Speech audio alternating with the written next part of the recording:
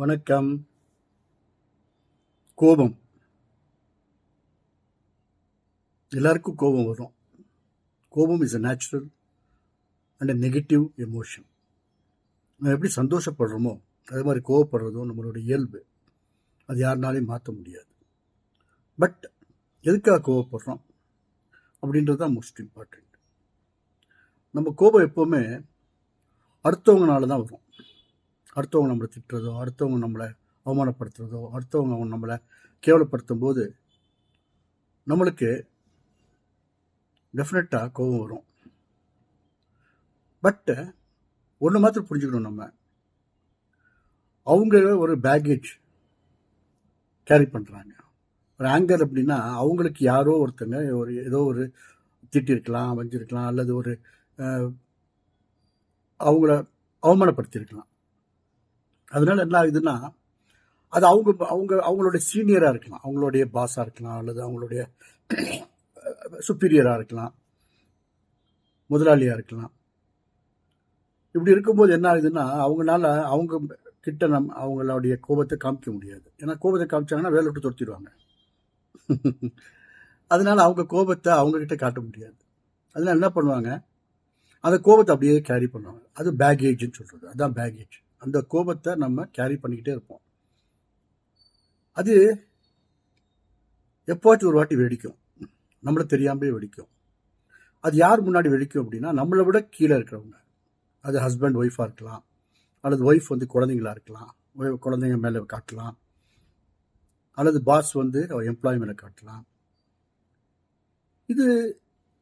இந்த பேகேஜ் தான் எல்லாரையும் துன்பப்படுத்துது, துயரப்படுத்துது, நம்மளை எப்போவுமே இன்னொருத்தங்க கோபத்துக்கு ஆளாக்குது. ஒன்று மாத்திரம் நம்ம புரிஞ்சுக்கணும், அந்த கோபம் அவருடைய கோபம், அவர் பேகேஜ். அது நம்மளுக்காக வந்தது அல்ல. அது அந்த டைமில் நம்ம அந்த டைமில் இருந்திருக்கோம் அந்த இடத்துல. தட் இஸ் அவர் பேட் லக், அவ்வளோதான். அதனால அவரோட கோபத்தை வேற எங்கேயோ காட்ட வேண்டிய கோபத்தை நம்ம மேலே காட்டியிருக்காரு. அதை நம்ம அக்செப்ட் பண்ணிக்கிட்டோம் அப்படின்னா நம்ம அவங்க மேலே கோவப்படாமல் பரிதாபப்பட தான் வரும்.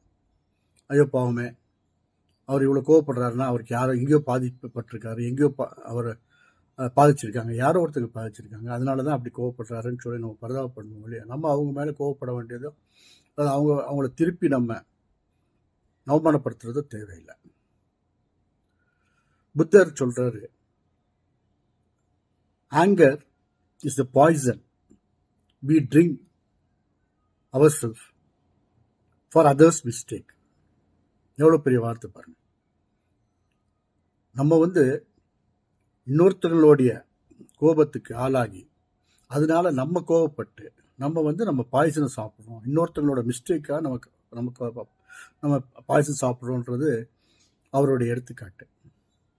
இது என்ன புரியுது அப்படின்னா, கோபம் நேச்சுரல் தான், எல்லாருக்கும் கோபம் வரும். நம்ம உப்புக்கார போட்டு சாப்பிட்றதுனால கோபம் வராமல் இருக்க முடியாது.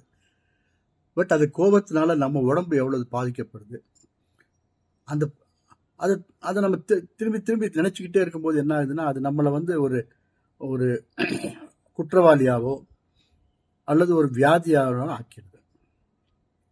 நம்ம டிசீஸ் ப்ரோன் ஆயிடுறோம். நம்மளுக்கு அந்த இம்யூனிட்டி போயிடுது, நம்ம உடம்புல இருக்க இம்யூனிட்டி நமக்கு இழந்துடுறோம். ஏன்னா அந்த கோவப்பட்டு அந்த செல்ஸ் எல்லாம் நம்ம ஸ்லோவாக டேமேஜ் பண்ண ஆரம்பிச்சிடும். நம்ம டேமேஜ் பண்ணும்போது அது நம்மளுக்கே ஒரு வினையாக முடிஞ்சிருது. அதனால யார் கோபப்பட்டாலும், நம்மளே கோபப்பட்டாலும் இன்னொருத்தங்க மேலே அதை எப்படி கண்ட்ரோல் பண்ணணும், அது கண்ட்ரோல் பண்ணுறதுனால நம்ம உடம்புக்கு நல்லது ஆக்சுவலாக. ஏன்னா எவ்ரிதிங் ஹேஸ் டு பாஸ். எதுவுமே நிரந்தரம் இல்லை வாழ்க்கையில், எல்லாமே பாஸ் ஆகிட்டே இருக்கும். எதுவுமே க்ளவுட்ஸ் பாஸ் ஆகிற மாதிரி பாஸ் ஆகிட்டே தான் இருக்கும், நல்லது கெட்டது. அதனால நம்ம ரொம்ப அதை பற்றி யோசித்து ஓவர் திங்கிங் பண்ணி, அப்படி பேசிட்டாங்களே, இப்படி பேசிட்டாங்களே, நம்மளை அவமானப்படுத்திட்டாங்களே, நம்மளை கேவலப்படுத்திட்டாங்களேன்னு நம்ம நினச்சி அதை அதுவே நம்மளுக்கு ஒரு வியாதியாக திரும்புறதை விட, அது அவங்களுடைய பிரச்சனை.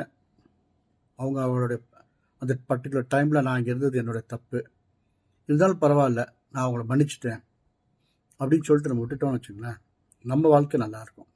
ஏன்னா நம்ம வாழ்க்கையை, நம்மளுடைய பர்பஸ், நம்மளுடைய ஃபுல்ஃபில்மெண்ட், நம்மளுடைய ஹாப்பினஸை துரத்த ஆரம்பிச்சிடுவோம். அப்போ நம்ம அப்படி இல்லைன்னா அதே நினச்சி நம்மளுடைய ப்ரோக்ரஸ், நம்மளுடைய வளர்ச்சி முன்னுக்கு போகாமல் நம்ம கம்ஃபர்ட் ஜோனில் உட்காந்துட்டு நம்ம இன்னொருத்தங்களை திட்டிகிட்டே இருந்தோம்னா நம்ம வாழ்க்கை நம்ம கையில். நம்ம இன்னொருத்தங்களுக்காக பொருட்கள் நம்ம இன்னொருத்தங்களுக்காக நம்ம வாழ வச்சா கூட நம்ம வாழ்க்கைன்றது நம்ம ஆத்மாவுக்கு நம்ம சாந்தி கொடுக்கணும்.